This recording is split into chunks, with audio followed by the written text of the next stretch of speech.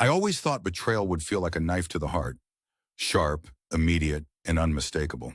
But that's not how it happened. Instead, it was more like slowly realizing you've been drinking poison someone's been adding to your coffee, one drop at a time, for months. By the time you notice, the damage is already done. That's how it felt when I discovered what Melissa had done. Melissa Davis, my work wife, my confidant, my supposed friend, the woman who smiled to my face every morning while systematically destroying my career prospects behind my back. The first hint came during what should have been the best day of my professional life. I'd been working at Hartman and Klein Marketing for almost 4 years, consistently delivering results that exceeded expectations. The associate director position had been vacant for 3 months, and everyone, including my boss Richard, had hinted that I was the natural choice for the promotion. I'd prepared meticulously for the final interview. New charcoal gray suit, portfolio of successful campaigns I'd spearheaded, a 5-year vision for the department that I'd spent weeks refining. I even practiced answering potential questions with Melissa, who offered enthusiastic encouragement and constructive feedback. "You've got this, Alex," she'd said, squeezing my arm the morning of the interview. "They'd be idiots not to promote you." When I walked into the conference room that Thursday afternoon, I felt confident until I saw their faces. Richard, normally warm and engaging, couldn't quite meet my eyes. Claudia from HR kept glancing at her notepad. The regional VP, who'd flown in specifically for these interviews, checked his watch 3 times in the first 5 minutes. Something was wrong. The interview questions felt perfunctory, almost like they were going through the motions. When I mentioned specific campaign metrics, Richard frowned slightly, as if the numbers didn't match what he'd expected. When I outlined my vision for the department, the VP nodded politely but without real interest. 70 excruciating minutes later, I walked out knowing I wouldn't get the promotion. I just didn't understand why. The email came the following Monday. After careful consideration, it read, "We've decided to offer the associate director position to Garrett Phillips." Garrett, the new guy who'd been with the company for barely 8 months. The guy whose campaigns I'd helped salvage on at least 2 occasions. The guy whose knowledge of our client base was surface level at best. My stomach twisted into a tight knot as I read the email twice more, trying to make sense of the decision. The rational part of my brain suggested there must be some explanation. Perhaps Garrett had connections or experience I wasn't aware of. But in my gut, I knew something else was at play. I closed my office door and sat in stunned silence, staring at the meaningless motivational poster on my wall. A soaring eagle with the word persistence below it. What a joke. 4 years of persistence hadn't gotten me anywhere. A soft knock interrupted my thoughts. "Alex, you okay?" Melissa's voice tinged with concern. I quickly wiped away the tear that had escaped and cleared my throat. "Yeah, come in." She slipped inside, her face a perfect mask of sympathy as she closed the door behind her. "I just heard. I'm so sorry." "Yeah, me too." I couldn't bring myself to say more. What was there to say? That I'd been passed over for someone less qualified? That years of hard work had amounted to nothing? Melissa perched on the edge of my desk, her hand reaching out to rest on my shoulder. "It's their loss, you know. You would have been amazing in that role." I nodded, not trusting myself to speak without my voice breaking. "Hey," she said, leaning closer. "How about drinks after work? We can trash talk management and plot their downfall." Despite myself, I smiled weakly. This was our ritual whenever one of us had a bad day. Drinks, venting, and outrageous revenge fantasies we'd never actually pursue. It usually helped. "Sure," I agreed. "Sullivan's at 6. Perfect." She gave my shoulder a final squeeze before heading to the door. "Oh, and Alex, don't let them see you're upset." "You're better than that." After she left, I sat there wondering how I was supposed to face the rest of the day, how I was supposed to congratulate Garrett with any semblance of sincerity. But Melissa was right about one thing. I wouldn't let them see me break. I managed to avoid Garrett until late afternoon, when we inevitably crossed paths in the break room. He had the decency to look slightly uncomfortable. "Alex, hey, I guess you heard." "Congratulations," I said, forcing the word past the tightness in my throat. I even extended my hand, which he shook with visible relief. "Thanks, man. I was worried things might be weird between us." I poured coffee into my mug, focusing intently on not spilling a drop. "We're professionals. No weirdness." "Great, great." He shifted from one foot to another. "Listen, I'd really value your input going forward. You know this place and these clients better than anyone." So he wanted my help. Of course he did. I gave him a tight smile. Happy to share what I know. We're all on the same team, right? Absolutely. His relief was palpable. Actually, Richard mentioned your campaign reports were really helpful during the decision process. I've been meaning to ask you more about your reporting system. I froze, the coffee mug halfway to my lips. My campaign reports? Yeah, the quarterly performance analyses. Richard said they were impressively thorough, very data-driven. Something cold settled in my stomach. Right, those reports. I hadn't submitted any quarterly performance analyses. I'd been planning to include that data in my interview portfolio, but not before then. So what reports had Richard seen? By the time I met Melissa at Sullivan's pub that evening, my disappointment had morphed into simmering confusion. The place was crowded with the usual after-work crowd, but we managed to snag our favorite corner booth. Melissa had already ordered our usual, whiskey sour for her, old-fashioned for me. You look like you need this, she said, sliding the drink toward me as I sat down. I took a generous sip, welcoming the burn in my throat. Garrett cornered me in the break room. Ugh, what did mediocre man want? To tell me Richard was impressed with quarterly performance analyses I never submitted. Melissa's expression flickered almost imperceptibly before settling back into sympathetic outrage. What? That makes no sense. Exactly. I leaned forward. Someone gave Richard reports with my name on them? Reports I never created. That's bizarre. She took a sip of her drink, eyes darting away momentarily. Maybe Garrett misunderstood? Or Richard confused you with someone else? Richard doesn't confuse people. And he definitely knows the difference between my work and someone else's. Melissa shrugged. Well, corporate decisions rarely make sense anyway. They probably had their minds made up before the interviews even started. I wasn't satisfied with that explanation, but I let it drop for the moment. We moved on to lighter topics. Office gossip, a new Netflix series, plans for the upcoming holiday weekend. 2 drinks in, I was feeling slightly less devastated, though the mystery of the phantom report still nagged at me. As we were getting ready to leave, Melissa's phone buzzed on the table. When she picked it up, I caught a glimpse of the screen, a message notification that began, "Did he suspect anything about the..." She quickly turned the phone away, but not before I saw Richard's name at the top. My heart began to pound. Why would Richard be texting Melissa after hours? And what wasn't I supposed to suspect? I pretended not to have seen anything, managing a casual goodbye as we parted ways outside the pub. But as I walked to the subway, my mind raced with possibilities, each more disturbing than the last. That night, I couldn't sleep. I tossed and turned, fragments of conversations with Melissa replaying in my head. Small inconsistencies I'd dismissed over the past few months suddenly seemed significant. The way she'd sometimes be in Richard's office with the door closed, how she always seemed to know about decisions before they were announced, her increasingly close relationship with the executive team. By morning, I knew what I had to do. I needed proof, one way or another. I arrived at the office an hour earlier than usual, knowing I'd likely be alone. The floor was dark and silent as I made my way to my desk and powered up my computer. I hesitated only briefly before opening our shared department drive. It took 20 minutes of searching before I found it. A folder labeled ADI Reports 2023, buried within several subfolders. Inside were the quarterly performance analyses Richard had mentioned. Comprehensive, data-heavy reports that appeared, at first glance, to be my work. My name was in the author field. My formatting style was perfectly imitated. But I hadn't created them. I opened the most recent file and began reading. The analyses were thorough, but subtly skewed. Campaign success metrics were understated.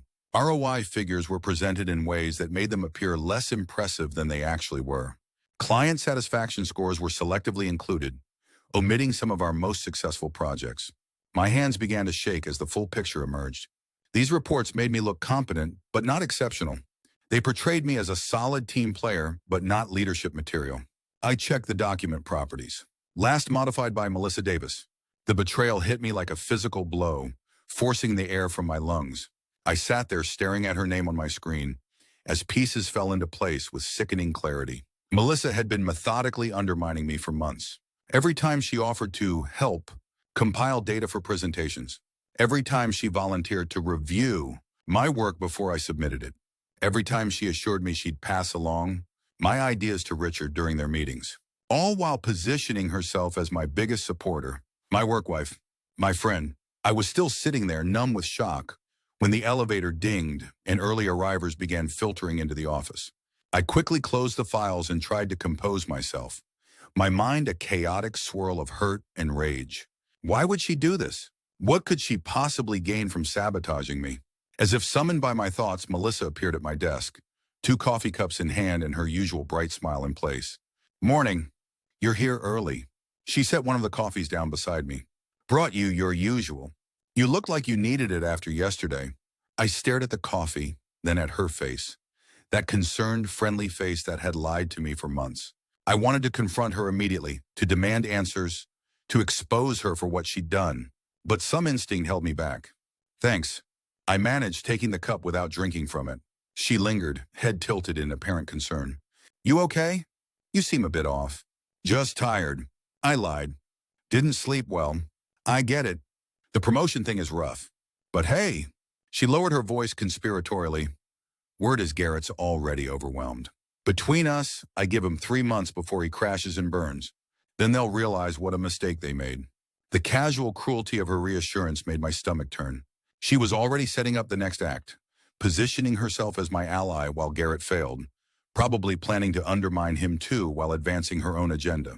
Maybe, I said non-committally. I should get back to this client brief. Of course, she straightened up. Lunch later? Sure. As she walked away, I felt something harden inside me. The initial shock and hurt were still there, but beneath them, something colder and more focused was taking shape. I wouldn't confront her. Not yet. First, I needed to understand the full scope of her betrayal, and then I would make sure she paid for it. I opened my email and began composing a message to IT. Subject: potential data security concern. I'm working on a sensitive client project and noticed some unusual activity in our shared folders. Would it be possible to meet today to discuss file access logs? I'd never had much interaction with Marcus from IT beyond basic tech support issues, but he responded within minutes, agreeing to meet during the lunch hour. Perfect. Melissa would be expecting me to join her in the cafeteria, giving me time to operate unobserved. The morning crawled by. I went through the motions of my job, responding to emails and participating in a team call, while the files I discovered burned in my mind. Twice, Melissa stopped by my desk for casual conversation, and twice I maintained the facade of normalcy while studying her with new eyes. Had she always had that calculating look behind her smile? Had I simply been too trusting to notice? At noon, I told her I needed to handle an urgent client request and couldn't make lunch after all. She looked disappointed but not suspicious. Rain check for tomorrow? Definitely. I lied, already planning what I'd say to Marcus. The IT department occupied a corner of the basement level, separated from the rest of the office by keycard access. Marcus met me at the door, a lanky man with thick glasses and a serious expression. You mentioned a security concern? He asked after we settled in his cramped office. I chose my words carefully. I'm working on confidential campaign reports and found some files may have been accessed or modified without proper authorization. I need to understand who's been in these folders and when. Marcus frowned. That's concerning. Which folders specifically? I showed him the pathway to the files I discovered that morning. He typed rapidly, pulling up logs and scrolling through data that meant nothing to me. Interesting, he murmured after several minutes. There's definitely a pattern here. This folder has been accessed regularly by 2 user accounts over the past 6 months. He turned the screen so I could see. Yours and Melissa Davis's. Seeing the evidence in black and white sent a fresh wave of anger through me. And the documents within the folder? Can you tell who created them initially? More typing, more scrolling. The original files were created using Melissa's credentials, though your user information appears in the author fields of the documents themselves. So she created documents with my name on them, making it appear I was the author? That's what the logs indicate, yes. He looked at me curiously. You didn't authorize this? No, I said firmly. I did not. Marcus removed his glasses and cleaned them with the edge of his shirt, clearly uncomfortable with the situation. That's a violation of company security protocols. Impersonating another employee's work. HR would consider that a serious issue. I'm sure they would. I agreed, an idea beginning to form. But before I take this to HR, I'd like to understand the full extent of it. Is there a way to see if she's done this with other types of files? Or accessed other areas she shouldn't have? Marcus hesitated. That would be a more extensive audit.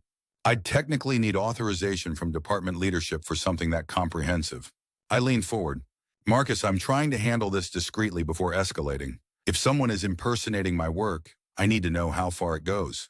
This could affect client relationships, not just my personal situation. My appeal to professional concerns worked. Marcus nodded slowly. I can run a background audit of access patterns. It might take a day or two to compile a complete picture without raising flags in the system.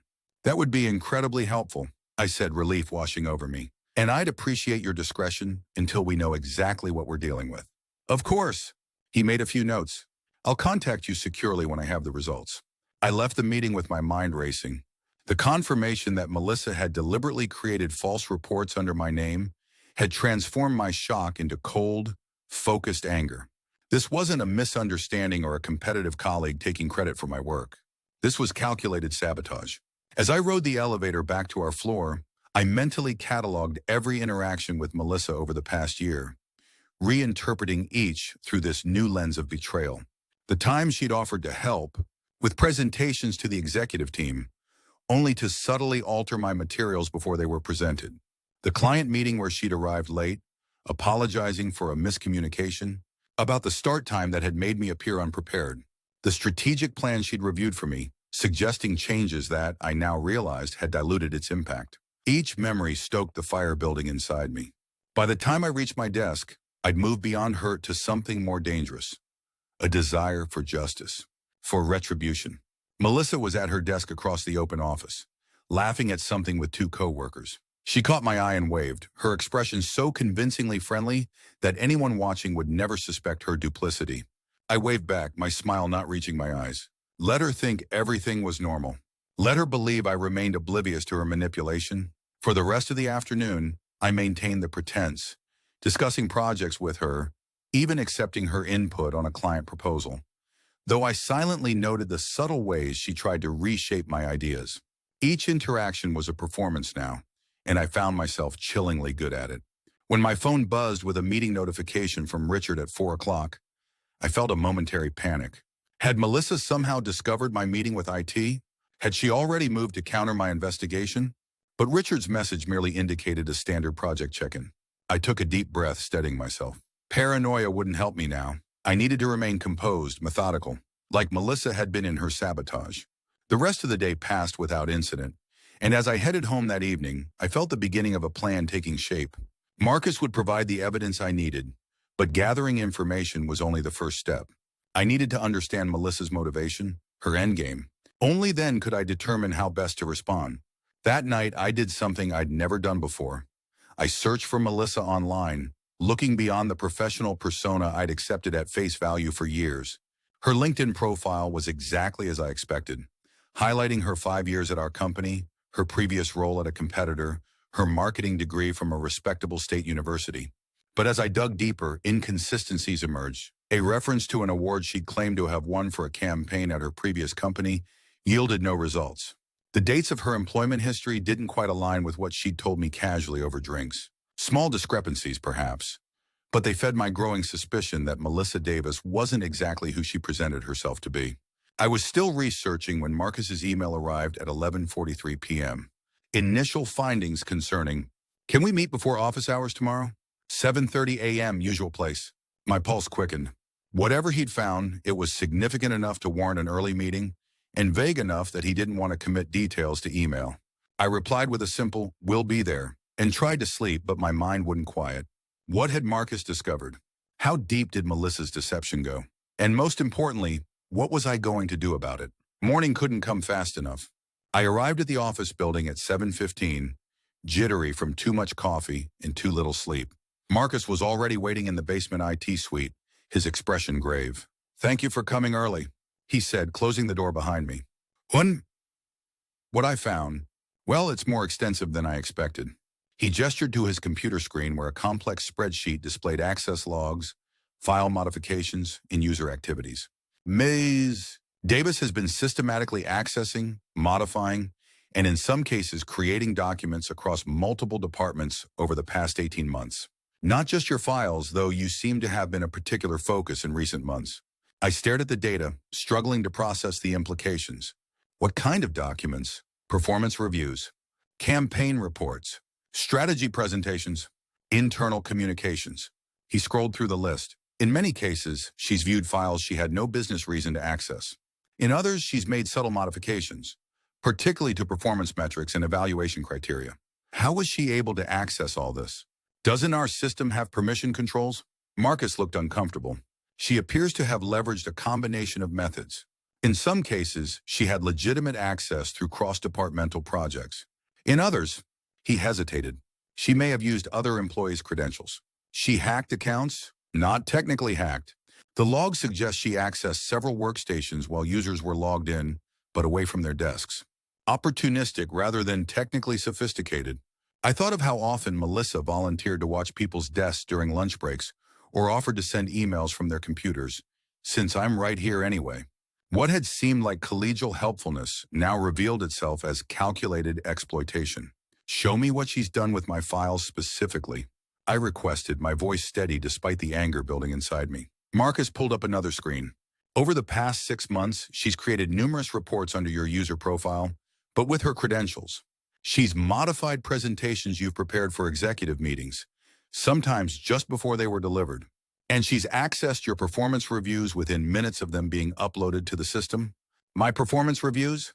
The ones Richard writes about me? Marcus nodded. I can't see if she modified those as she used Richard's computer to access them based on the IP logs, but she viewed them almost immediately after they were created. The picture was becoming clearer. Melissa had been monitoring my professional standing in real time, accessing my performance evaluations through Richard's computer, which explained her closed-door meetings with him. She'd created false reports to undermine my metrics while maintaining the appearance of supporting me. But there was still a missing piece. What about Garrett Phillips, the person who got the promotion instead of me? Did she access his files too? Marcus returned to the main spreadsheet and filtered for Garrett's name. Yes, but differently. She didn't modify his work. She primarily viewed his files, particularly his resume and portfolio, when he first joined the company. And after he joined, any patterns? She accessed his campaign proposals several times, usually after he submitted them, but before they were reviewed by leadership. I sat back processing this information.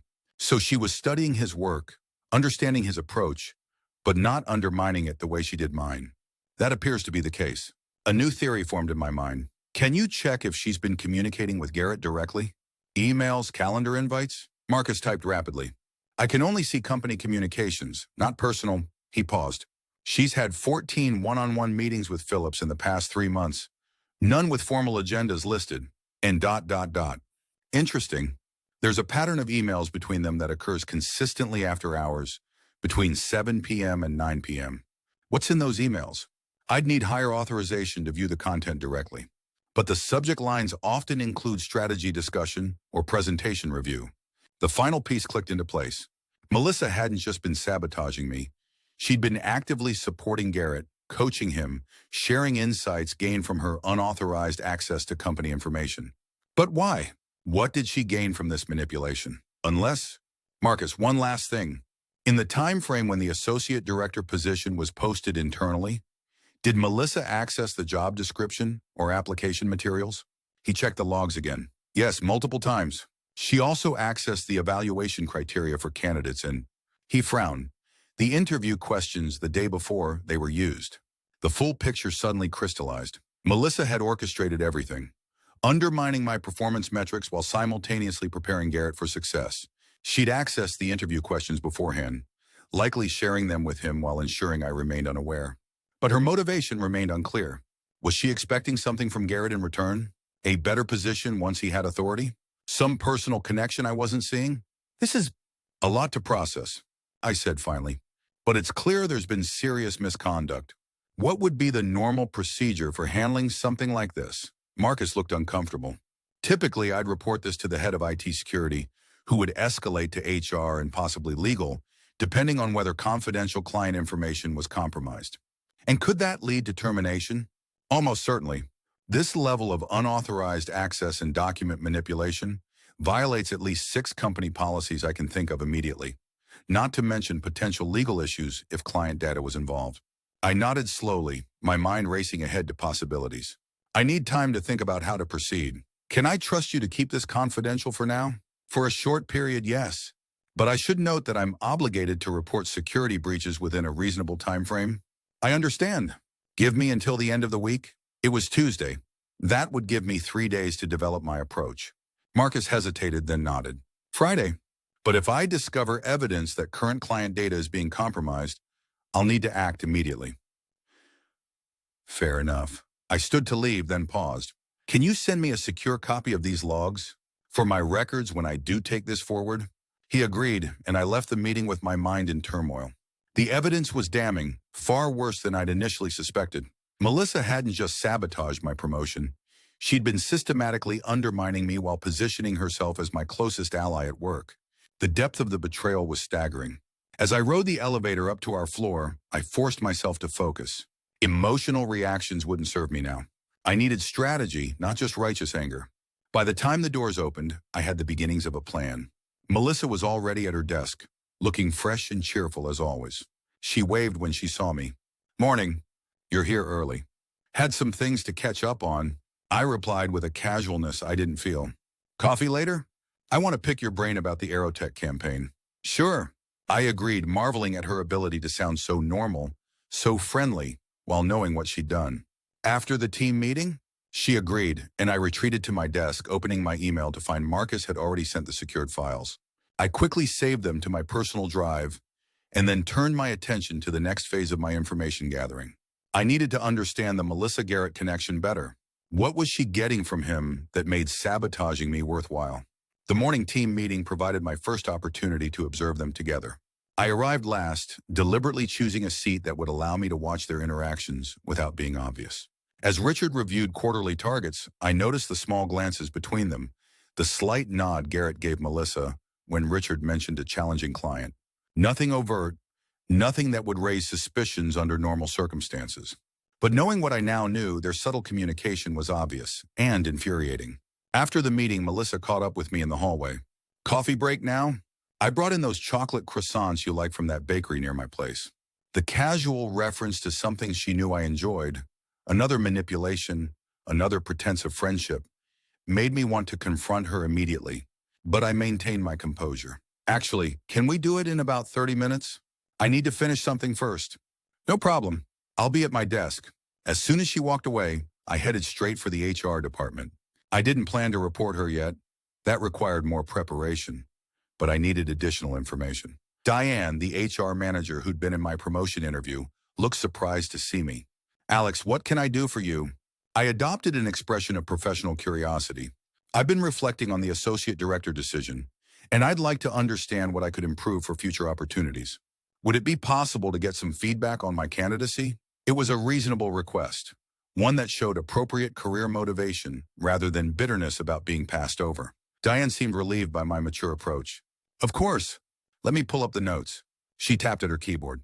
"The committee was generally very positive about your contributions and capabilities. Your client relationships are excellent, and your creative direction consistently strong." "I sense a but coming," I said with a self-deprecating smile. Diane looked slightly uncomfortable. "There were some concerns about certain aspects of your analytical approach. The quarterly reports showed inconsistencies in tracking ROI, and there were questions about how you prioritize resource allocation." Exactly what the falsified reports would suggest. I nodded thoughtfully. "I see. That's helpful to know." Was there anything else specific that gave Garrett the edge? His strategic planning demonstrated exceptional depth, particularly his approach to market segmentation. And his presentation to the executive team last month made a strong impression. The presentation I'd helped him salvage when his original approach had critical flaws. The irony was almost too much. "Thank you for the candid feedback," I said, rising to leave. "I appreciate knowing where I can improve." "Alex," Diane said as I reached the door, "for what it's worth, it was a very close decision. You're highly valued here." I thanked her again and left, my suspicions confirmed. The fabricated reports had directly impacted the promotion decision, portraying me as analytically weaker than I actually was, while Melissa had simultaneously been coaching Garrett to excel in exactly those areas. But I still didn't understand why. What was Melissa getting from this arrangement? I headed to the break room to gather my thoughts before meeting her for coffee, only to find Garrett already there, refilling his water bottle. "Hey, Alex." He greeted me, his expression slightly wary. He'd been avoiding direct interaction since getting the promotion, probably expecting resentment. I decided to use the opportunity. "Hey, Garrett. Settling into the new role, okay?" He relaxed visibly, relieved I wasn't being hostile. "Wes, getting there. Steeper learning curve than I expected. I actually wanted to talk to you about some of the client history when you have time." "Happy to help," I said, filling my coffee mug. Then casually, Melissa's been helping you transition too, right? I noticed you two have been working closely. Something flickered across his face. Discomfort? Guilt? Yeah, she's been great, really helping me understand the internal dynamics. I nodded, keeping my tone conversational. She's good at navigating the politics here. Known for building the right relationships. Definitely. He hesitated, then added, between us, I think she's hoping to move up herself soon. She's mentioned wanting director-level responsibility. There it was, the missing piece. Director level? Has a position opened up I haven't heard about? Not yet, Garrett said, lowering his voice. But word is Janine is leaving in the next quarter. Medical issue with her mom in Arizona. She's planning to relocate. Janine Thompson was the marketing director, Richard's boss, and the person who would now be Garrett's direct supervisor. If she left, the director position would be available, and the associate director, Garrett, would be the natural internal candidate to move up. Unless he had only just settled into his role and didn't feel ready, in which case, the next logical candidate would be someone who had been instrumental in helping him succeed. Someone who had demonstrated both marketing expertise and political savvy. Someone like Melissa. The full scheme suddenly became clear. Melissa had sabotaged me to ensure Garrett got the associate director position. Knowing Janine was leaving soon, she was positioning herself as Garrett's essential ally, making herself the obvious choice for director when he inevitably declined the quick promotion in favor of more experience in his current role. It was breathtakingly manipulative. And based on how Garrett spoke about her, with an almost guilty deference, it was working exactly as she'd planned. I maintained a neutral expression despite my internal revelation. Interesting. Well, good to have ambition, right? Let me know when you want to review those client histories. I left the break room with my mind racing. Now I understood both the how and the why of Melissa's betrayal. She'd sacrificed my career advancement for her own, using Garrett as an unwitting stepping stone. And she'd done it all while pretending to be my closest ally at work. The cold anger that had been building since yesterday crystallized into something harder, more focused. This wasn't just about my lost promotion anymore. This was about justice, about consequences. Melissa needed to be stopped, not just for my sake, but because someone capable of this level of calculated deception shouldn't be rewarded with greater authority and responsibility. I found her waiting at my desk, 2 coffee cups and a small bakery bag in hand. There you are. I was beginning to think you'd forgotten our coffee date. Died. As if this was a friendly social interaction rather than another opportunity for her to manipulate me. Sorry, I said, taking the coffee she offered. Got caught up talking to Garrett in the break room. I watched her carefully as I mentioned his name. Her expression remained friendly, but her eyes sharpened slightly with interest. Oh, everything okay? Yeah, just offering to help him understand some client history. He seems a bit overwhelmed with the new role. She relaxed, nodding sympathetically. It's a big step up. I've been trying to help him navigate it all. She lowered her voice conspiratorially. Between us, I'm not sure he was really ready for this level of responsibility. But he's trying hard. The audacity was almost admirable. Here she was, hinting that the very person she'd helped promote over me wasn't qualified, likely laying groundwork to position herself as the better candidate for the next advancement opportunity. We all have to start somewhere, I said mildly. What did you want to discuss about Aerotech? For the next 20 minutes, I engaged in a completely normal work conversation, discussing campaign strategies and market positioning as if nothing had changed, as if I wasn't sitting across from someone who had systematically undermined my career while pretending to be my friend. The performance was exhausting, but necessary. I needed time to develop my approach, to determine exactly how to use what I now knew. By the end of the day, my plan was taking shape. I had the evidence from Marcus showing Melissa's unauthorized access and document manipulation. I had a clearer understanding of her motivation and endgame. Now I needed to determine the most effective way to expose her without appearing vindictive or unprofessional myself. As I gathered my things to leave, Richard called me into his office. My pulse quickened. Had Melissa somehow realized I was investigating her? Had she already moved to counter me? But Richard merely wanted to discuss an upcoming client presentation. I'd like you to take the lead on this one, he said. Your creative approach on their last campaign was exactly what they responded to. I agreed, relieved this was a normal work conversation. But as I turned to leave, a question occurred to me. Richard, just out of curiosity, who suggested Garrett for the associate director role initially? Was he on the radar before he applied? Richard looked mildly surprised by the question. Actually, Melissa brought him to my attention. Said she'd noticed his strategic thinking during project meetings and thought he had leadership potential. Why do you ask? Just trying to understand the decision-making process better, I said casually. For my own professional development. He nodded, accepting the explanation. For what it's worth, Alex, you were my first choice. But the assessment metrics in those quarterly reports raised some concerns with the executive team. Numbers carry weight, unfortunately. I understand, I said, even as internal rage flared at this confirmation that the falsified reports had directly cost me the promotion. Thanks for the insight. That night, I reviewed everything I'd learned, organizing the evidence, and mapping out Melissa's scheme step by step. The picture was damning. She had systematically accessed confidential information, created false documents under my name, coached Garrett to success, all to position herself for Janine's job when it became available. By midnight, I had developed 3 possible approaches. 1. Take everything directly to HR and legal, triggering an immediate investigation that would likely result in Melissa's termination. Dusra, confront Melissa privately, using the evidence as leverage to force her to admit what she'd done to Richard and remove herself from consideration for any advancement. Surname, Mundram. A more measured, strategic approach that would expose her methods while ensuring maximum professional damage. The first option was simplest, but risked being perceived as retaliatory.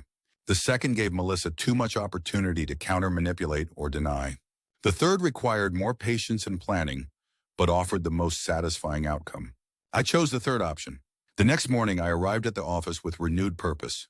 Phase 1 of my plan involved gathering additional evidence while appearing completely normal to Melissa. I needed to understand exactly how she was communicating with Garrett about the director position and what promises or implications she had made. I began by scheduling a one-on-one meeting with Garrett, ostensibly to review client histories as we discussed. When he arrived in the small conference room I'd booked, I spent the first 20 minutes genuinely helping him understand our most complex client relationships, building trust before steering the conversation toward organizational structure. So with Janine potentially leaving, I said casually, "Have you thought about whether you'd be interested in moving up to director?" Garrett looked startled. "How did you? I mean, that's not public information yet." I shrugged. "Word gets around. Just curious about your thoughts." He fidgeted with his pen. "Honestly, I'm still getting my feet under me in this role. The associate director position is challenging enough for now." "Understandable. Any thoughts on who might be a good fit if you don't pursue it?" His discomfort increased visibly. Melissa and I have discussed it a few times. She has some great ideas for the department." "I'm sure she does." I agreed neutrally. "She's very strategic." "Yeah, ... He hesitated, then added, "She actually helped me a lot with my application for this position. Gave me insights into what the executive team was looking for, helped me shape my presentation. I kept my expression pleasant while my suspicions were confirmed. That's Melissa, always helpful. She mentioned you two are close." He continued, seemingly relieved to discuss something less awkward. "Said you've been her mentor since she joined the company." I nearly choked on my coffee. "Her mentor?" I forced a smile. "We've certainly worked closely together." Our meeting concluded shortly after, but I'd gained valuable confirmation. Melissa had explicitly positioned herself with Garrett as the logical choice for the director role when he inevitably declined it. And she'd completely rewritten our professional relationship, casting herself as my protege rather than my peer. Phase 2 of my plan required more direct interaction with Melissa herself. I needed to give her enough rope to hang herself professionally. I found her in the creative suite, reviewing mock-ups for an upcoming campaign. "Hey," I said, "do you have time to discuss something?" "For you." "Always." She smiled warmly. What's up?" "Not here," I said, lowering my voice. "It's somewhat sensitive." "Conference room C in 10 minutes? Her curiosity visibly piqued. She agreed immediately. I spent those 10 minutes preparing myself mentally. This conversation would require careful balance. I needed to appear vulnerable enough to draw her out without revealing how much I already knew. When she entered the conference room, I had arranged my expression into one of nervous uncertainty. "Thanks for meeting," I began as she sat across from me. "This is a bit awkward, but I value your input. I've been thinking about my career path here, especially after missing out on the associate director position." Melissa's expression shifted to sympathetic concern. "Of course. It was disappointing, but there will be other opportunities." "That's what I wanted to discuss. I've heard rumors that Janine might be leaving." I watched her reaction carefully. A flicker of surprise quickly masked, followed by calculated consideration. Where did you hear that? She asked, her tone casual, but her body language suddenly alert. Around, I said vaguely. Is it true? She hesitated, then nodded slightly. It's not official yet, but yes, there are some family circumstances that might take her to Arizona. But Alex, that position would likely go to Garrett since he's now associate director. Unless he doesn't want it, I suggested. He mentioned he's still adjusting to his current role. Her eyes narrowed slightly. You've discussed this with Garrett? Just casually, I said. He seemed overwhelmed by the idea of another promotion so soon. Melissa sat back, studying me. I could almost see her calculating, adjusting her approach. Well, she said finally, if Garrett doesn't step up, they'll likely look outside the company for someone with director-level experience. Maybe, I agreed. Or perhaps someone internal who understands the department dynamics. Someone like you.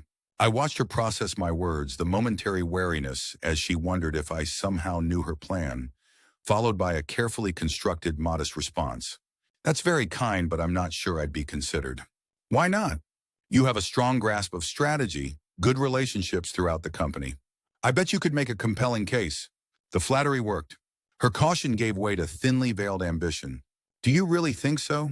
I mean, I have been taking on more strategic responsibilities lately. Absolutely. I encouraged. In fact, if you're thinking about positioning yourself, I'd be happy to help. Like you've always helped me. It was a calculated risk, but her eagerness overcame her caution. That would be amazing, Alex. I wasn't sure how you'd feel about it, given the associate director situation. I waved dismissively. Water under the bridge. We should support each other's advancement, right? Exactly. Her relief was palpable. I've actually been thinking about how to approach Richard about my interest in greater responsibility. Maybe you could review my talking points? Better yet, I suggested we could collaborate on a strategic presentation for the executive team. Something showcasing your vision for the department. I have some data you could use. Her eyes lit up. That would be perfect. The quarterly review meeting is next week.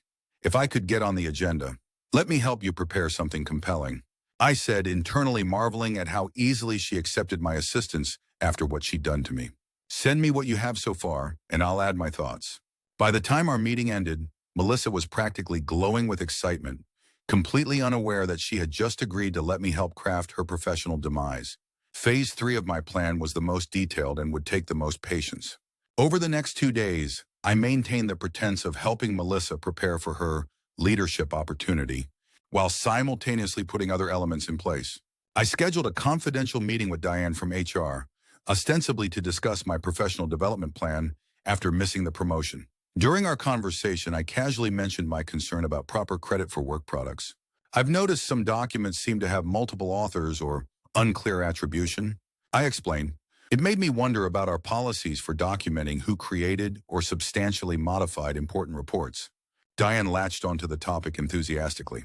That's actually something we've been working to improve. Documentation integrity directly impacts performance evaluations and advancement decisions. Exactly my concern. I agreed. For instance, how do we verify that performance metrics used in promotion decisions accurately reflect individual contributions? By the end of our meeting, Diane had promised to raise the issue of documentation integrity at the next leadership meeting and asked me to provide examples of unclear attribution that had concerned me. Nothing specific, I assured her. Just a general observation. But I'm glad to know the company takes this seriously. I was laying groundwork, ensuring that when Melissa's manipulation came to light, HR would be primed to view it as a significant integrity issue rather than mere office politics. Next, I carefully prepared the data I'd promised to share with Melissa for her executive presentation. Unlike her falsified reports about me, everything I provided was completely accurate. But I selectively included metrics and analytics that, while true, would raise subtle red flags when presented by someone claiming them as their own work. I included proprietary client information that only the account lead, me, should have had access to. I incorporated analysis techniques using specialized software that Melissa wasn't certified to use. I referenced meetings with senior clients that only Richard and I had attended. None of this would be immediately obvious to Melissa. To her, the data would simply look impressively comprehensive. But to Richard and the executive team, these details would eventually raise questions about how she had accessed this information, questions that would lead directly to Marcus's access logs. When I shared the prepared materials with Melissa, her response was exactly as I'd anticipated. This is incredible, Alex. So much more detail than what I had. The executive team will definitely take notice. Happy to help, I said, maintaining my supportive facade. When are you planning to present? Richard added me to the agenda for Tuesday's quarterly review. I'm positioning it as a strategic vision presentation, nothing explicitly about the director role, but setting the foundation for when Janine's departure becomes official.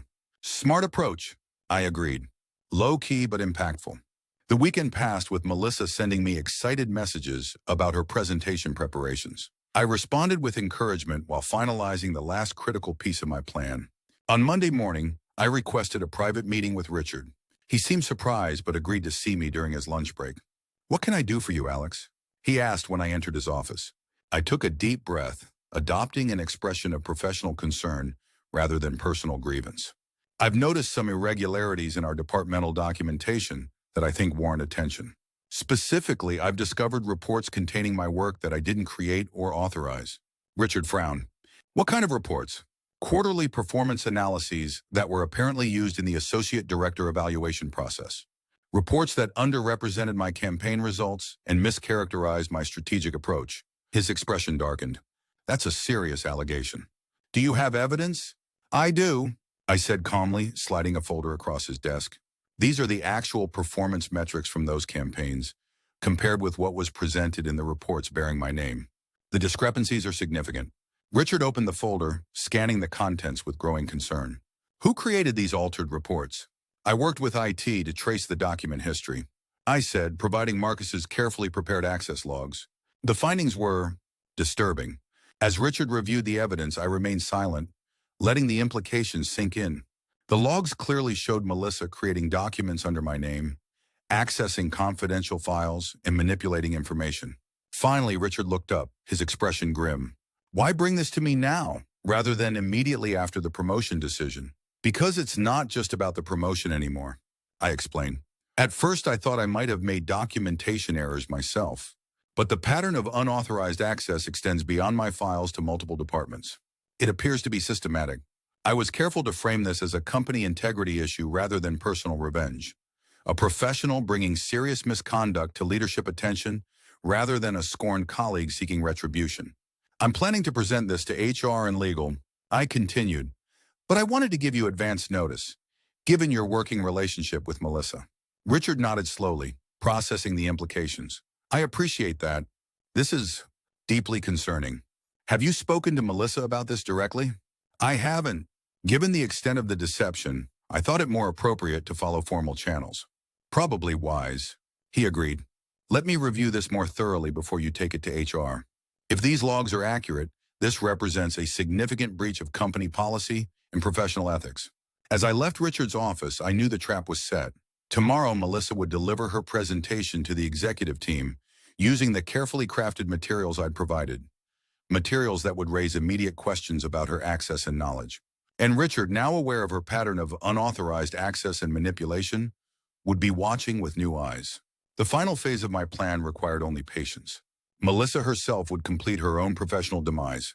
That evening, Melissa texted me excitedly about her presentation, sending a preview of her slides. She had incorporated all the data I'd provided, positioning herself as having unique strategic insight into our client base and departmental operations.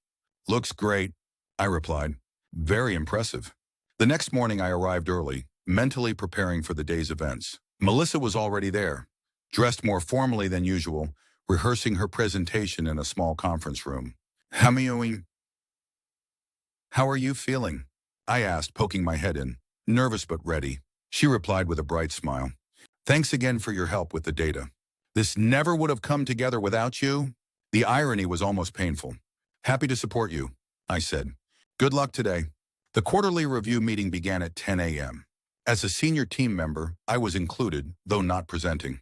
I took a seat near the back of the boardroom, watching as executives and department heads filtered in. Richard arrived last, his expression unreadable as he nodded in my direction. After routine department updates, Richard introduced Melissa. Next, we have Melissa Davis presenting a strategic vision for marketing operations. Melissa approached the front of the room with confident poise, launching into her presentation with practiced enthusiasm. The slides were polished, the narrative compelling. To anyone unaware of the situation, she appeared impressively knowledgeable about areas of the business she had no legitimate access to. I watched the executive team's reactions carefully.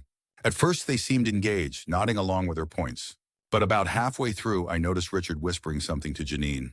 The CFO frowned slightly at a slide showing client revenue projections that only account leads should have had access to. By the time Melissa concluded to polite applause, several executives were exchanging glances. Richard thanked her, but did not ask any follow-up questions. An unusual omission that Melissa didn't seem to notice in her post-presentation glow. The meeting continued with other agenda items, and Melissa returned to her seat, sending me a quick thumbs up. I smiled back, the last act of our counterfeit friendship. As the meeting concluded, Richard asked Melissa and me to stay behind. My heart raced. This was happening even faster than I'd anticipated. When the room had cleared, Richard closed the door. "Melissa, I have some questions about your presentation." She beamed, clearly expecting praise. "Of course! I'd be happy to elaborate on any of the strategic points." "Actually," Richard said, his tone cooling noticeably, "I'm curious about how you accessed some of the information you presented. The Westlake client metrics, for instance, are restricted to the account lead and executive team." Melissa's smile faltered slightly. "Oh, I worked closely with Alex on compiling the data." "Right, Alex." All eyes turned to me. This was the moment I'd been orchestrating.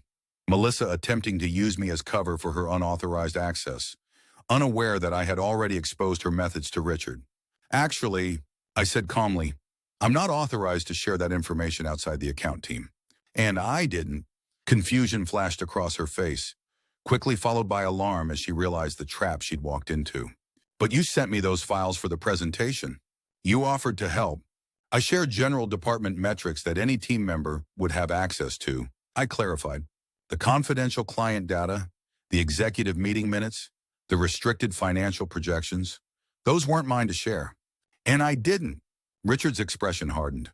"Melissa, we've been reviewing some concerning access logs showing unauthorized entry to confidential files across multiple departments. Your presentation today included information you shouldn't have had access to, which corroborates those findings." The color drained from Melissa's face as she realized her position. There must be some misunderstanding.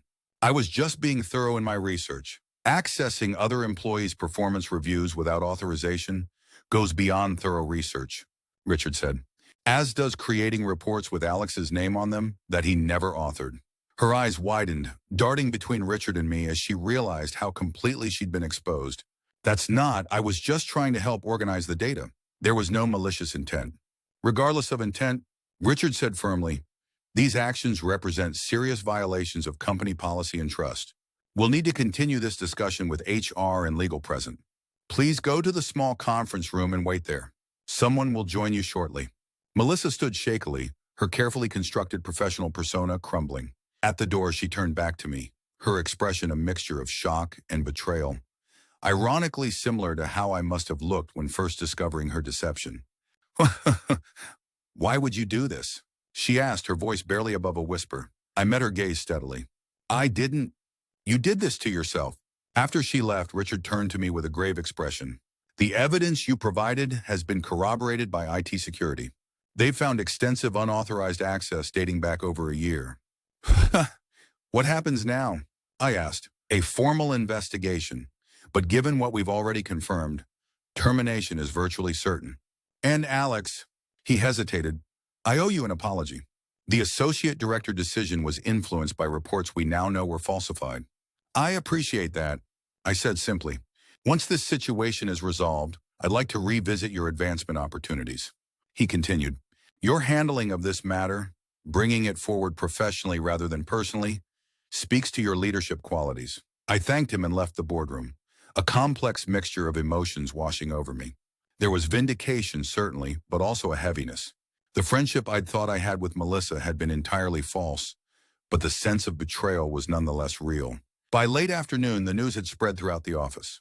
Melissa had been escorted from the building, her access revoked immediately. Human Resources had scheduled individual meetings with team members to address questions and concerns. Garrett caught me as I was preparing to leave for the day, his expression troubled. "Is it true? About Melissa accessing confidential files?" I nodded. "Unfortunately, yes. including interview questions for the associate director position. He pressed, clearly wrestling with implications for his own role. That appears to be the case. He ran a hand through his hair, distressed. She helped me prepare answers that aligned perfectly with what I was asked. I thought she was just good at anticipating the process. I never imagined. You weren't the only one she deceived, I said, finding I didn't blame him for his unwitting role in her scheme. What does this mean for everything?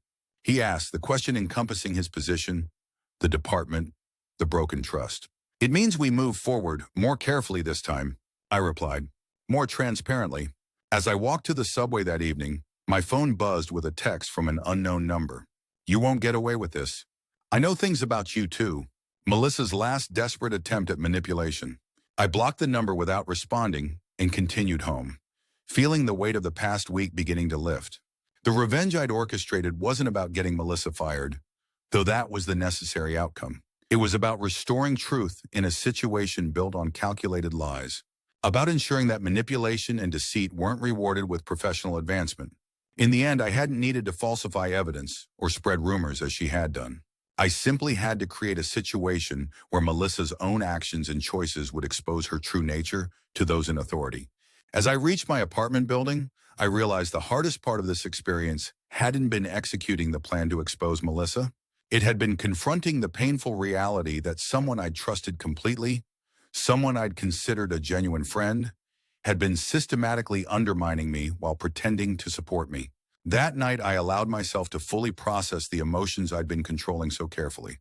The hurt of betrayal, the vindication of justice, and finally a sense of closure. Melissa would face the consequences of her actions, and I could move forward with my career, wiser about workplace relationships, but not fundamentally changed by the experience. My work wife had sabotaged my promotion, but in trying to climb over me to advance her own ambitions, she had ultimately engineered her own downfall. The system she'd tried to manipulate had, with some strategic guidance from me, finally worked as it should. Justice, it turned out, didn't always require dramatic confrontations or public exposures. Sometimes it simply required creating the right circumstances for truth to reveal itself, and then having the patience to let that truth do its work. I slept soundly that night for the first time in weeks, ready to face whatever challenges awaited me next. 3 weeks after Melissa's dramatic departure, things at Hartman and Klein Marketing had settled into a new normal. The initial shock and gossip had faded into occasional murmurs around the coffee machine.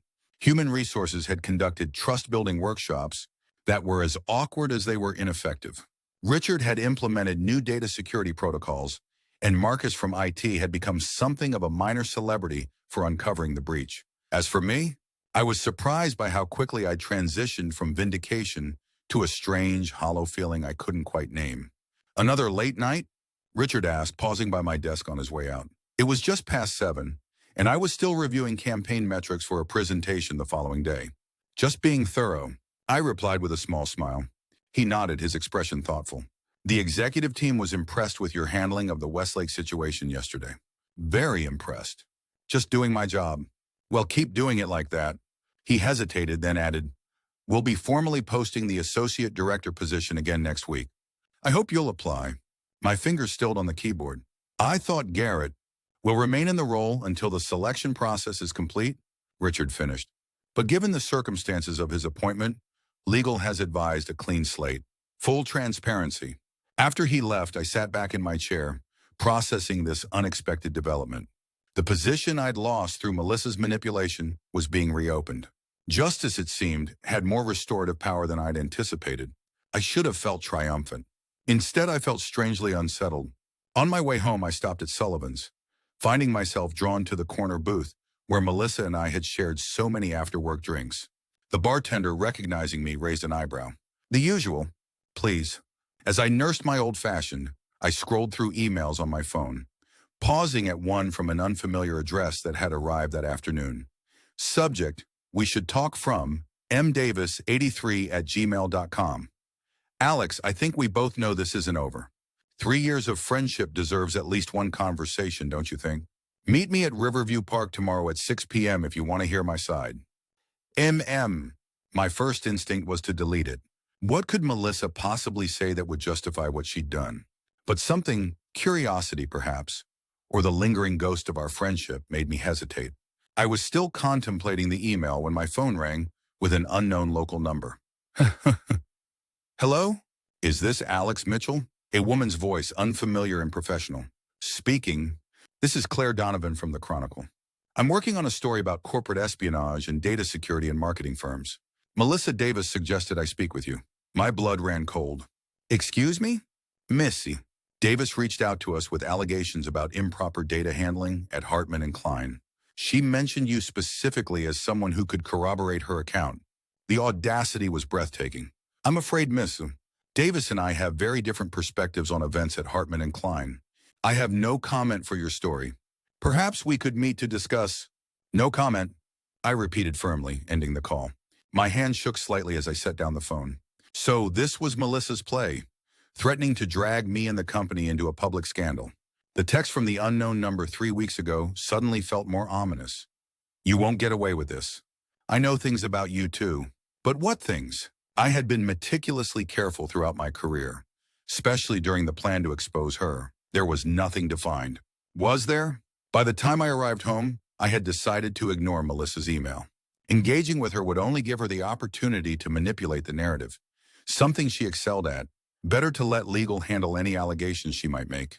But at 2 a.m., still staring at my ceiling, I changed my mind. If Melissa was planning some sort of counterattack, I needed to understand what I was dealing with. Meeting in a public park presented minimal risk, and part of me, a part I wasn't entirely proud of, wanted to see her face now that the truth was known. The next day passed in a blur of meetings and client calls that I navigated on autopilot, my mind preoccupied with the upcoming confrontation. At 5:45, I found myself walking the winding path through Riverview Park, scanning the scattered benches for a familiar figure. I spotted her near the water, gazing out at the river. She'd lost weight, and the confident posture I was accustomed to had diminished into something more guarded. When she turned and saw me approaching, her expression flashed with such a complex mixture of emotions that I nearly stopped in my tracks. You came, she said as I reached the bench. Not a question, but something like surprise in her voice. I'm curious what you think we have to discuss. I remained standing, maintaining both physical and emotional distance. Melissa gestured to the empty space beside her. Please, 5 minutes of your time after 3 years of friendship. Was it friendship? I asked coldly, but I sat, keeping to the edge of the bench. Or was that another manipulation? She flinched slightly. That's not fair. Fair? I repeated incredulously. You systematically undermined my career while pretending to support me. You created false reports in my name. You accessed confidential information. And now you're threatening to drag me into some fabricated media scandal. Which part of this strikes you as unfair, Melissa? She was quiet for a moment, looking out at the water. I didn't contact that reporter to threaten you. I contacted her because I'm trying to rebuild my life after being blacklisted in this industry, and I needed to provide my perspective. Your perspective being what? That you were wrongfully terminated after extensive evidence proved you violated multiple company policies? My perspective, she said quietly, being that I made terrible choices under extreme pressure and that I've lost everything because of it. Despite myself, I laughed. Are you seriously trying to play the victim here? No. She turned to face me fully. I'm trying to apologize. That stopped me short. Of all the scenarios I'd anticipated, a genuine apology hadn't been among them. What I did was wrong. She continued into my silence. Unethical, destructive, and ultimately self-defeating. I betrayed your trust in the worst possible way, and I hurt someone who had only ever supported me. I'm not asking for forgiveness. I just wanted you to know that I understand what I did, and I regret it deeply. I studied her face, searching for the manipulation, the calculated angle. Why should I believe anything you say? You shouldn't, she acknowledged with a sad smile. I've given you every reason not to, but it's the truth all the same. We sat in silence for several moments, the evening air cool against my face as I tried to reconcile this seemingly contrite version of Melissa with the person who had systematically deceived me for months. Why did you do it? I finally asked. The question that had been burning in me since discovering her betrayal. She looked down at her hands. The simple answer? Ambition and insecurity in equal measure. And the complicated answer? Melissa sighed. I joined Hartman and Klein with a 5-year plan to reach director level. You were never part of that plan, just someone I worked with. But then we became friends, real friends. and I saw how naturally leadership came to you. How everyone respected your opinion, valued your approach. So you sabotaged me out of professional jealousy? Not at first, she said. At first, I genuinely meant to help with those reports. But then I noticed how easily I could adjust the metrics, how simple it was to access information throughout the company. Small modifications at first, just enough to keep us on equal footing. We were never on equal footing, I said coldly. I earned my reputation through hard work and integrity. You manufactured yours through deception. She winced but nodded. When I heard about Janine's potential departure, something shifted in me.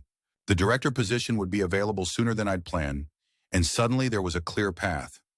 Help Garrett get the associate director role, position myself as his essential advisor, and be the obvious choice when he declined the quick promotion to director. With me out of the way. Yes, she admitted quietly. With you out of the way. The calculated nature of it still stunned me.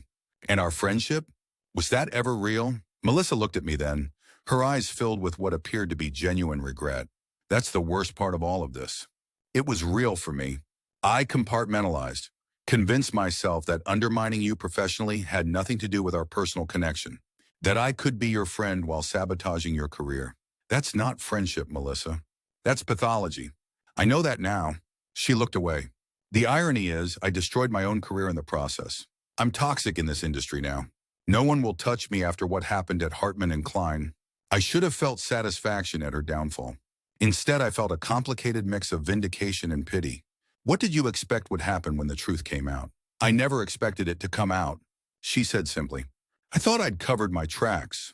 I never anticipated that you would be methodical enough to not only discover what I'd done, but to orchestrate my exposure so completely. Despite everything, I found myself smiling slightly. You underestimated me. Catastrophically, she agreed with a humorless laugh. I deserved everything that happened. But Alex, her voice grew serious again, I need to know something. That final presentation, the one that exposed me, you deliberately set me up, didn't you? You knew exactly what you were doing when you gave me that data. I met her gaze steadily. Yes, it was masterful, she admitted, using my own methods against me, letting me hang myself with my own ambition. I learned from the best, I replied, unable to keep the edge from my voice. She nodded, accepting the barb. I suppose I did teach you something after all. We fell silent again, the evening deepening around us. A jogger passed on the nearby path, and gulls called over the river. It all felt surreally normal for such an abnormal conversation. What now? I finally asked. Was this meeting just for closure, or is there more? Melissa hesitated. I wanted to apologize, yes, but I also wanted to warn you. My guard, which had lowered slightly during our conversation, immediately went back up. Warn me about what?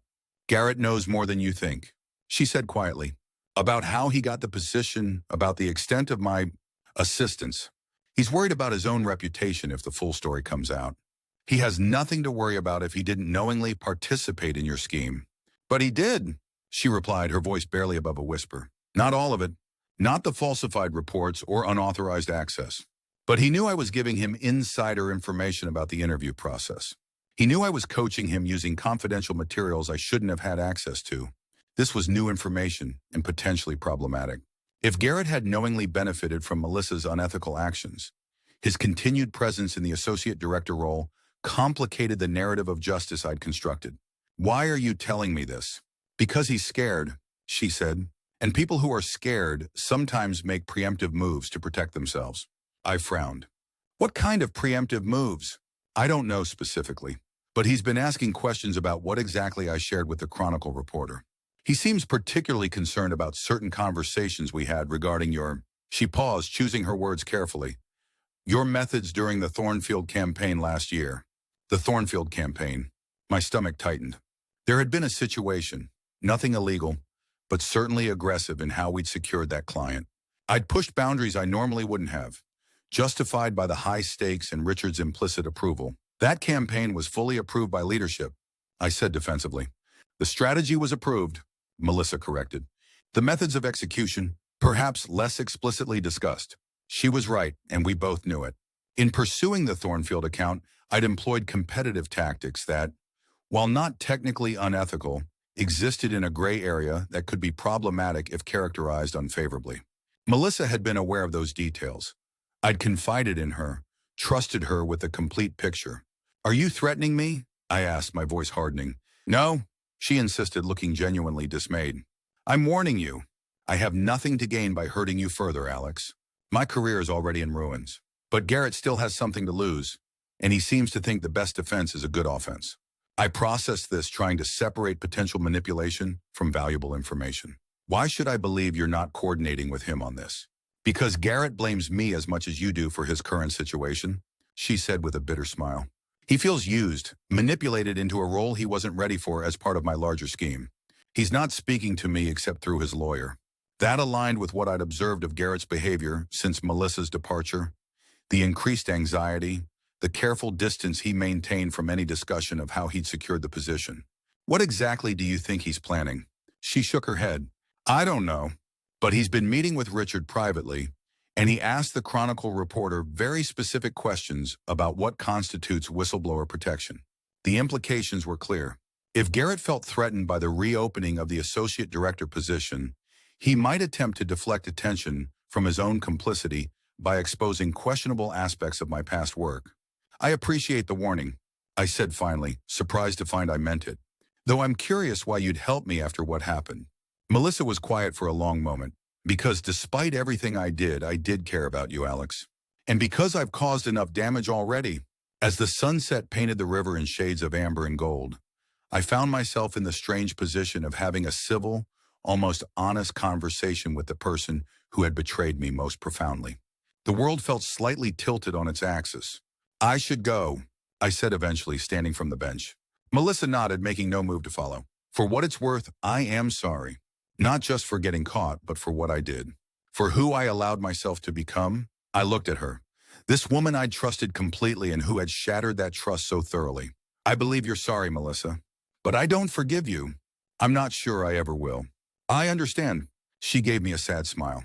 "Good luck with the associate director position. You deserved it the first time around." As I walked away, I felt oddly unsettled. The meeting had provided some answers, but raised new concerns. If Garrett was indeed planning some sort of preemptive strike to protect his position, I needed to be prepared. The next morning, I arrived at the office earlier than usual, intending to speak with Richard before the day officially began. I needed to understand where things stood with the associate director reposting and assess whether Melissa's warning about Garrett had merit.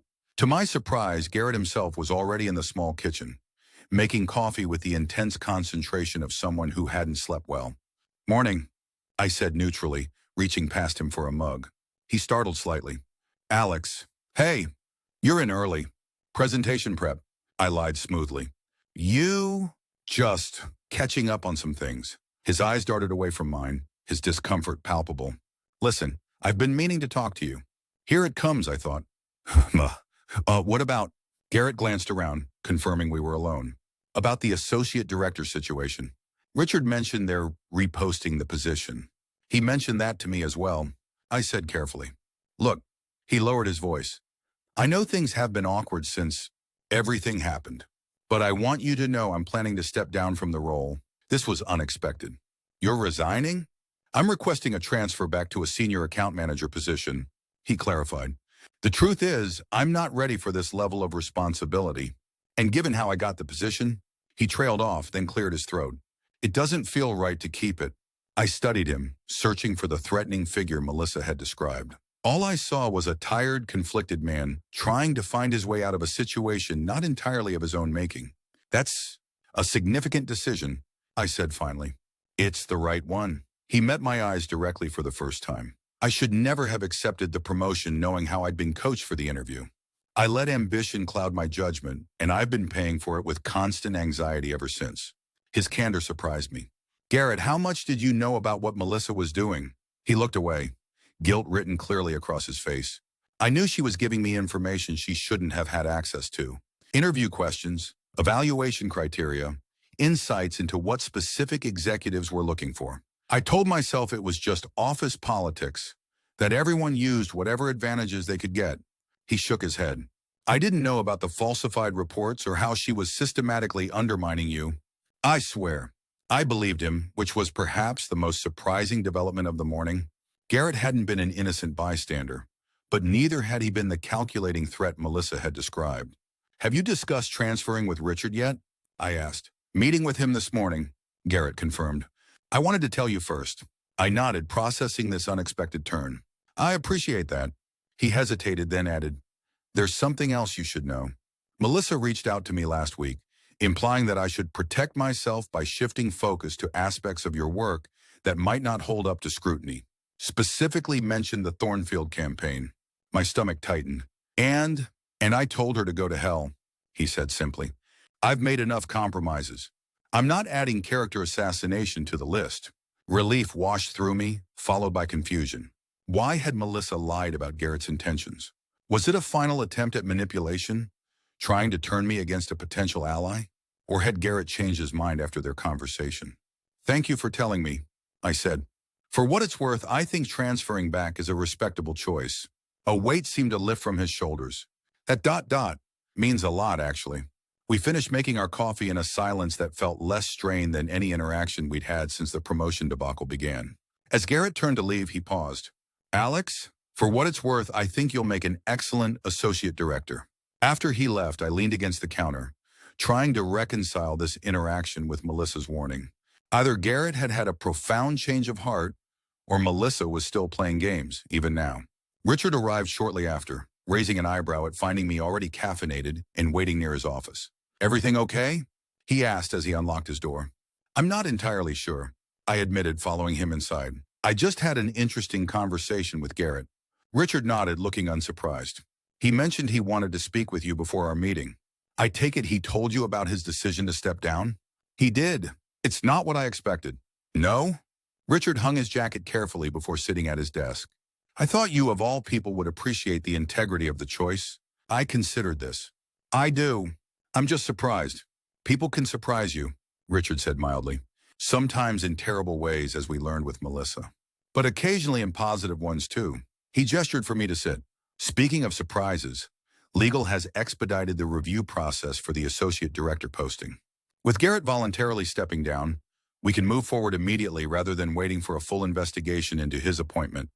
That's good news, I said carefully. It is. Richard studied me for a moment. You seem hesitant. Having second thoughts about the position? Not at all, I assured him. Just processing a lot of information, including some concerning claims Melissa has been making about the Thornfield campaign. I decided direct honesty was the best approach.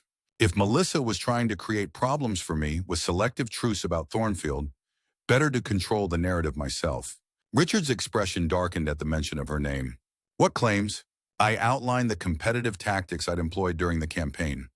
The aggressive research into the competing agency's pitch, the strategic undercutting of their pricing model, the carefully worded client communications that implied weaknesses in their approach without stating them outright. Everything was legal, I concluded. But in retrospect, some of it pushed ethical boundaries I normally wouldn't cross. Richard listened without interruption, his expression unreadable. When I finished, he was quiet for a long moment. Is there anything else about your work here that Melissa might try to characterize negatively? I thought carefully. Nothing significant. The Thornfield campaign was an outlier in terms of aggressive tactics. He nodded. And you're telling me this now because Melissa's speaking to reporters, and I wanted you to hear it from me first. Also because transparency seems like the wisest approach given recent events. Richard leaned back in his chair considering. The Thornfield campaign was highly competitive, and the methods you've described, while aggressive, fall within industry norms for high-value account acquisition. More importantly, I was aware of and approved your approach, even if we didn't document every tactical detail. Relief coursed through me. So you don't see this as problematic?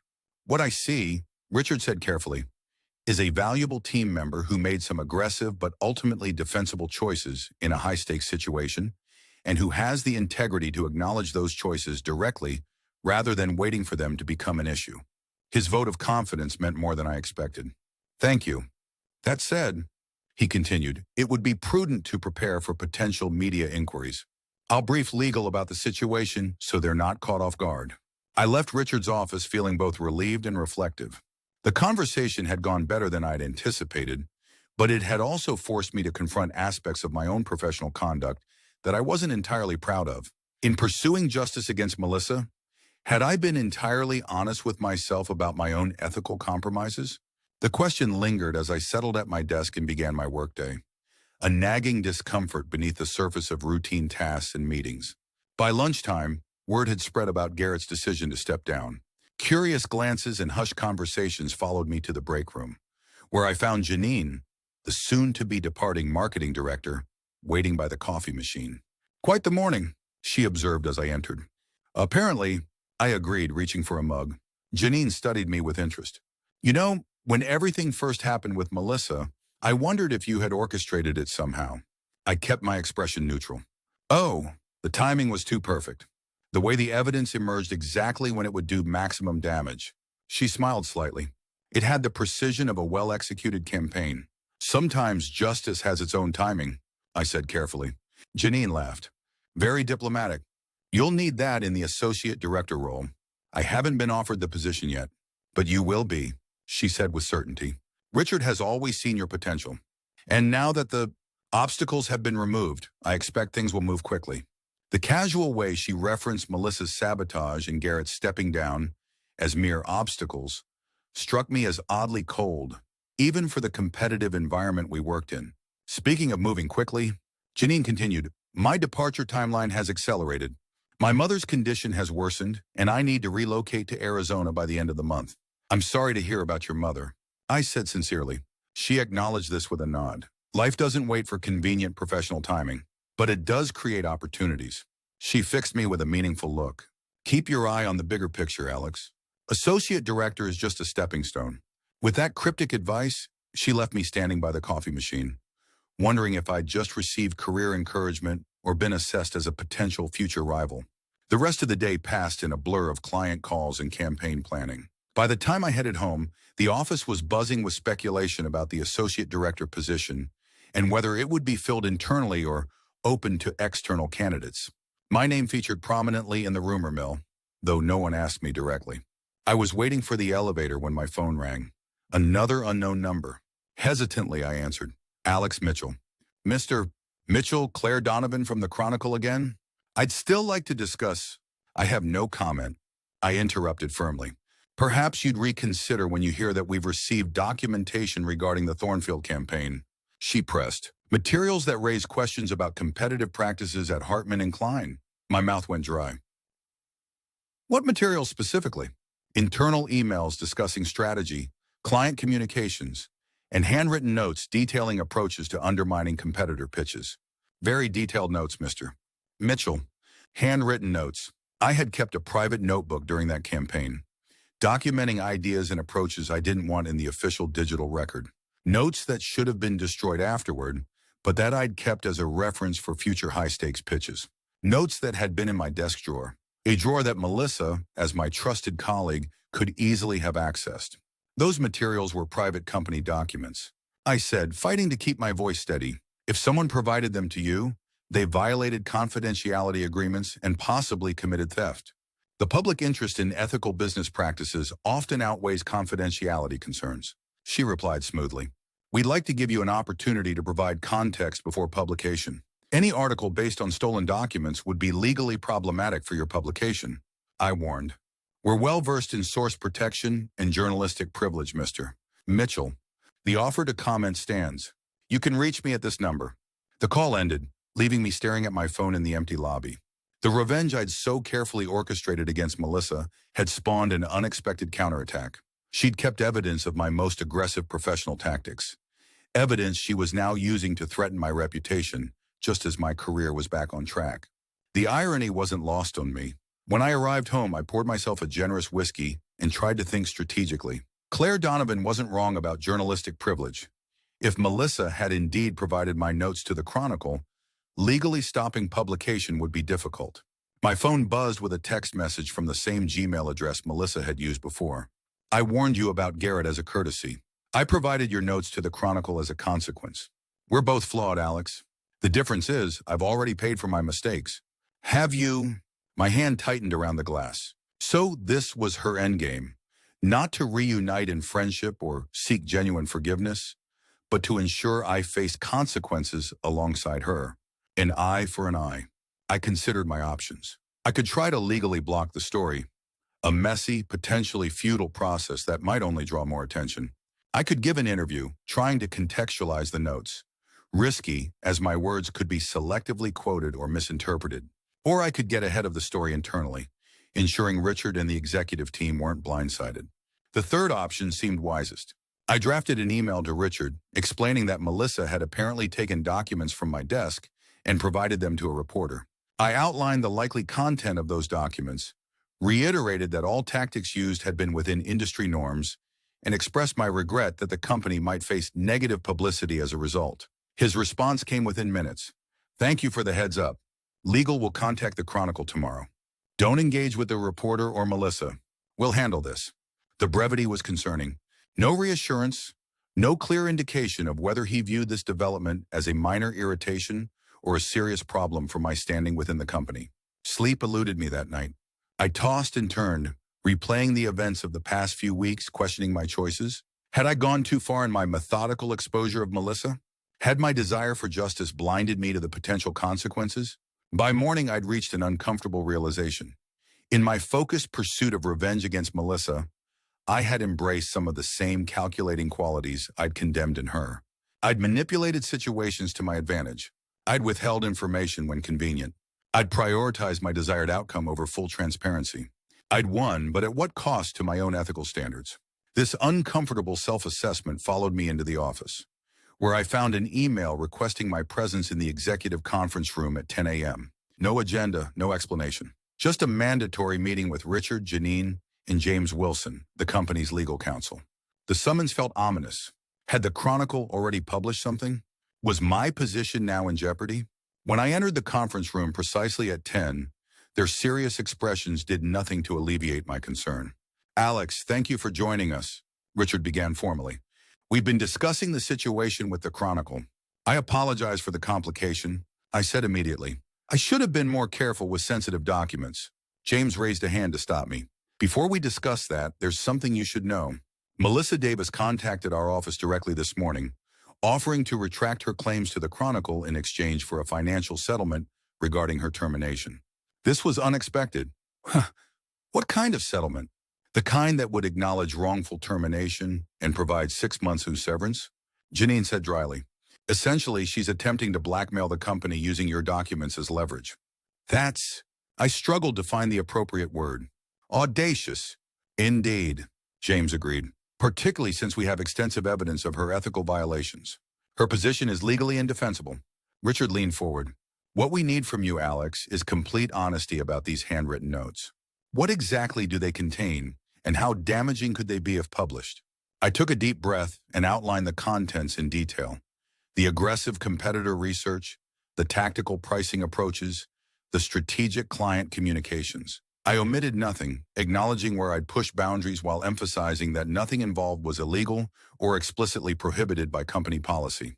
When I finished, the three exchanged glances. The notes themselves, while potentially embarrassing if taken out of context, don't present significant legal liability, James concluded. The methods described fall within industry competitive practices, if perhaps at the more aggressive end of the spectrum. The question, Janine said, is how to respond to what amounts to extortion. Richard's expression had hardened during my explanation. "We don't negotiate with blackmail."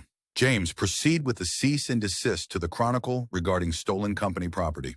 Make it clear we'll pursue all legal remedies if they publish confidential materials obtained through theft." "And Melissa's settlement demand?" James asked. "Rejected categorically." "Document the extortion attempt for potential legal action." I sat quietly, feeling strangely detached from a conversation that could significantly impact my professional future. Whatever happened with the Chronicle article would affect my reputation, yet the decision-making was entirely out of my hands. Richard seemed to sense my unease. "Alex, I want to be clear about something. Your handling of the Thornfield campaign, while aggressive, was appropriate for the situation and had leadership approval. The company stands behind those decisions. What we're addressing here is Melissa's attempt to weaponize selectively presented information, not your professional conduct." The reassurance helped, though my internal discomfort remained. "Thank you for that. I still feel responsible for creating this vulnerability by keeping those notes.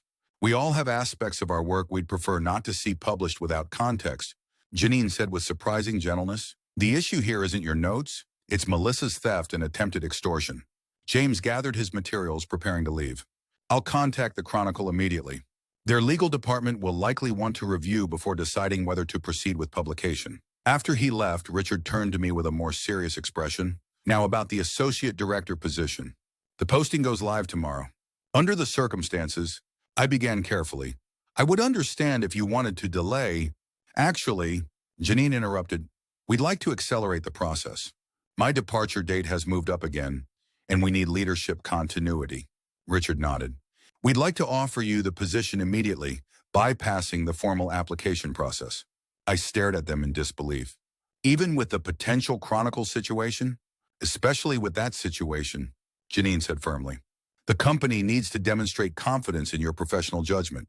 Backing away now would suggest there's merit to Melissa's accusations. Richard slid a folder across the table. The offer letter is inside, along with the revised compensation package. We'd like your answer by tomorrow morning. I left the meeting in a daze, the folder clutched in my hand containing the very promotion that had started this entire chain of events. The position that should have been mine months ago was now being offered without competition or interview. A vindication so complete, it felt almost unreal. Yet instead of triumph, I felt a nagging hollowness. The victory seemed tainted, not just by Melissa's counterattack, but by my own recognition of how I changed through this process. The person who had originally deserved that promotion, the one who prioritized integrity and transparency above all, felt distant from the more calculating strategist I'd become. As I returned to my desk, a new email notification appeared. A meeting request from Claire Donovan for tomorrow morning. Subject line, final opportunity for comment. So the Chronicle was moving forward despite the legal warning. The question now was whether accepting the promotion would make the inevitable story better or worse. Would it read as well-deserved advancement or as the company circling wagons around a controversial employee? I was still contemplating this when an instant message appeared on my screen from a name I didn't immediately recognize. Taylor Bennett. I heard about your promotion offer. Congratulations. I'd love to grab coffee sometime. It's been years. Taylor Bennett. The name triggered a distant memory. A colleague from my very first marketing job nearly a decade ago. Someone I hadn't spoken to in years. I typed back, thanks, Taylor. Though nothing's official yet, how did you hear about it? Her response came quickly. Melissa Davis reached out to me, asking about our time working together at Market Edge. She seemed very interested in your early career. Thought you should know. A cold feeling settled in my stomach. Melissa wasn't just using what she knew about me at Hartman and Klein. She was actively investigating my professional past, looking for additional ammunition. But why reach out to Taylor specifically? What had happened at Market Edge that... My thoughts froze as a specific memory surfaced. The Netcom project, a competitive situation where information had come to me through questionable channels. Nothing I'd sought out, but something I'd used without asking too many questions about its source. If Melissa had somehow learned about that, I quickly thanked Taylor for the heads up and closed the message, my mind racing. The Netcom situation had been nearly 8 years ago at a different company, with no documentation I was aware of. But if Melissa was determined enough, if she had contacted enough former colleagues, my phone rang. Richard, I just received a call from the Chronicle, he said without preamble. They've decided not to run the story based on Melissa's materials. Relief flooded through me. That's excellent news. Yes and no, Richard said, his tone cautious. They're not running that story because they're pursuing a different angle. Something about your previous employment at Market Edge and a client called Netcom. The relief evaporated instantly. I see. Care to fill me in? I closed my eyes briefly, then outlined the Netcom situation. How a competitor's draft proposal had mysteriously appeared in my company email, sent from an anonymous account. How I'd used insights from that proposal to strengthen our own pitch. How we'd subsequently won the account. I didn't seek out the information. I emphasized. It arrived unsolicited. I should have reported it immediately, but I was young and ambitious and made a poor choice. Richard was silent for a long moment. Was there ever any investigation or formal complaint? No. The source was never identified, and the competitor never knew their proposal had been compromised. But Melissa somehow found out. She must have connected with someone from my past, I confirmed. She's clearly determined to damage my reputation one way or another. Another silence, longer this time. This complicates things, Alex. The associate director position involves significant client trust and ethical leadership. My stomach sank. I understand. I need to discuss this with Janine and James. In the meantime, hold off on responding to the offer letter. After we hung up, I sat motionless at my desk, watching as the carefully reconstructed pieces of my career threatened to collapse again. The irony was painful. I had exposed Melissa for ethical violations that had sabotaged my promotion, only to now face similar exposure for my own past ethical lapse. My phone buzzed with a text from Melissa's Gmail address. Consequences feel different when they're happening to you, don't they? Maybe we're not so different after all. I didn't respond, but her words resonated uncomfortably. We had both made choices driven by ambition that compromised our ethical standards. The difference was she had done so deliberately and systematically, while my transgression had been a single bad decision made years ago. But was that difference significant enough to justify the self-righteousness with which I'd orchestrated her downfall? The question haunted me through the afternoon as I mechanically completed routine tasks, waiting for Richard's verdict on my professional future. By 5 o'clock, with no further communication from leadership, I gathered my things to leave, feeling each curious glance from colleagues who had undoubtedly heard rumors about my potential promotion. As I waited for the elevator, Janine appeared beside me. "Walk with me," she said quietly. We exited the building together, heading toward the small park across the street. Neither of us spoke until we reached a bench away from passing foot traffic. "Richard is still in with legal," she began without preamble. "The Chronicle has requested an official statement about their Netcom story." "And?" I asked, bracing myself. "And I convinced them to wait until I spoke with you." She studied me with unexpected compassion. 8 years is a long time, Alex. We all make mistakes early in our careers. Some mistakes have longer shadows than others, I said quietly. Janine nodded. "True, but I'm less concerned about what happened 8 years ago than I am about how you handle it now." I frowned, not following her meaning. "You have 3 options," she continued. 1, deny everything and hope the Chronicle can't substantiate the story. 2, acknowledge it happened but minimize your role and responsibility. Or 3, own it completely. The mistake, the lapse in judgment, and what you learn from it. "Which would you recommend?" "I think you already know," she said simply. "Integrity isn't about never making mistakes. It's about how you address them when they surface." The implication was clear. My path forward, professionally and personally, depended on how honestly I confronted my past actions. If I go with option 3, I asked carefully, what happens to the associate director offer? Janine's expression softened slightly. "That depends on how the executive team assesses the situation. But I can tell you this. I'd rather work with someone who acknowledges past mistakes honestly than someone who hides from them." As she stood to leave, she added, "Whatever you decide, decide quickly. The Chronicle plans to publish tomorrow." I remained on the bench long after Janine left, watching office workers stream past on their way home, all caught up in their own concerns and ambitions. The weight of my decision pressed heavily on me. Not just what to tell Richard and the Chronicle, but what kind of professional I wanted to be moving forward. The revenge I'd executed against Melissa had been meticulous and effective, but it had also awakened a calculating side of me that I wasn't entirely comfortable with. Now, faced with my own past ethical compromise being exposed, I had a choice about whether to continue down that path or reclaim the values I'd once considered fundamental to my professional identity. By the time I reached my apartment, my decision was made. I drafted an email to Richard, copying Janine and James. After careful reflection, I want to address the Netcom situation directly. 8 years ago, I received unauthorized competitive information and used it to advantage my company's proposal.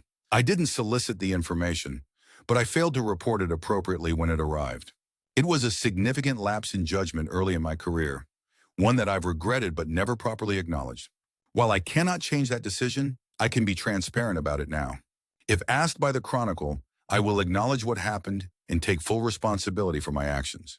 I understand this may impact your decision regarding the associate director position, and I accept whatever determination you make. Thank you for the opportunity to address this directly. I sent the email before I could second-guess myself, then drafted a similar statement for Claire Donovan, including my direct acknowledgement of using the competitive information and my regret for that choice. I didn't send it immediately, wanting to give Richard time to respond first, but I had it ready. His reply came within the hour. "Thank you for your candor. Please join me, Janine and James, in my office tomorrow at 8 a.m. to discuss next steps. In the meantime, do not contact the Chronicle." The message was too brief to indicate whether my honesty had salvaged my professional standing or confirmed I was unsuitable for leadership. Either way, I felt a strange sense of relief at having chosen transparency, regardless of the outcome. That night, I slept more soundly than I had in weeks, waking before my alarm with a clarity I hadn't experienced since before discovering Melissa's betrayal. Whatever happened in Richard's office, whether I received the promotion or a severance package, I would face it with the integrity that I'd temporarily compromised in my pursuit of justice.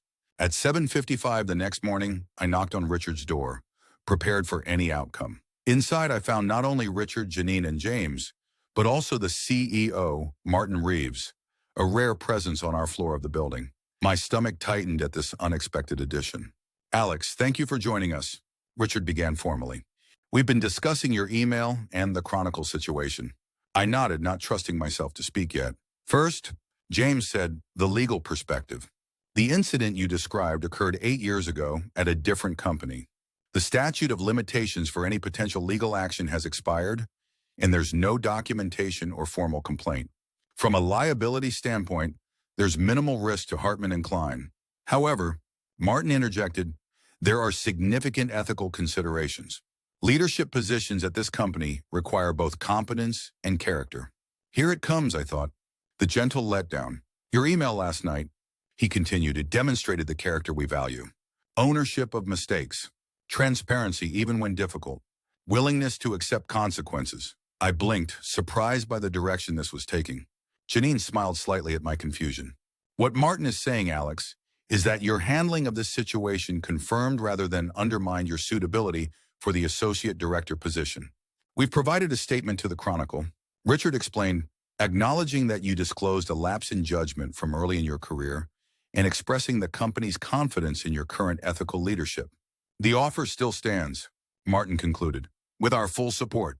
Relief and confusion washed through me in equal measure. "I don't understand."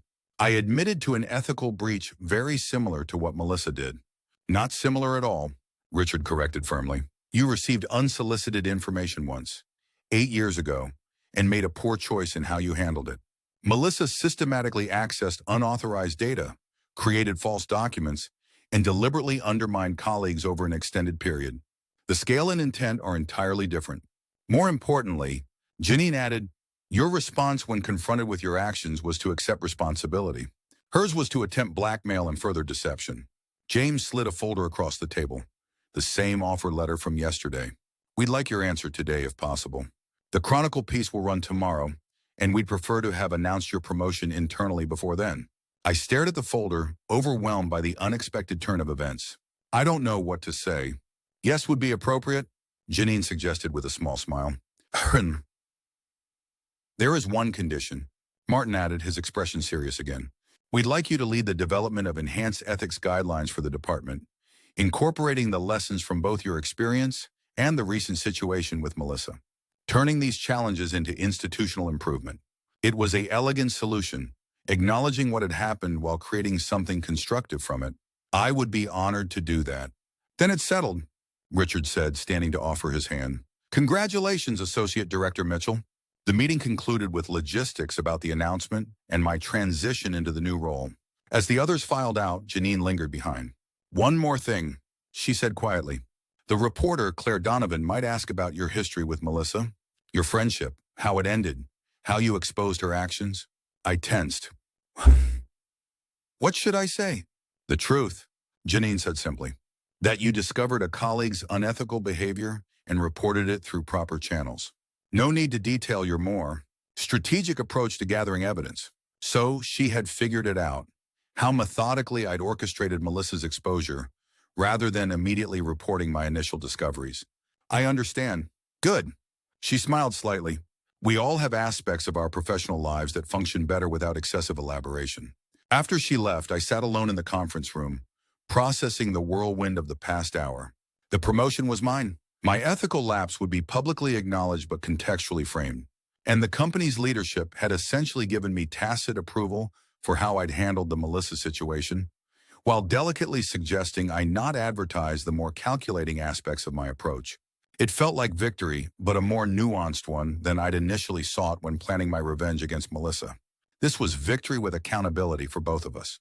The company announcement went out at noon. Hartman and Klein is pleased to announce the promotion of Alex Mitchell to Associate Director of Marketing, effective immediately. Simple, professional, no mention of the circumstances that had delayed this outcome or the drama surrounding it.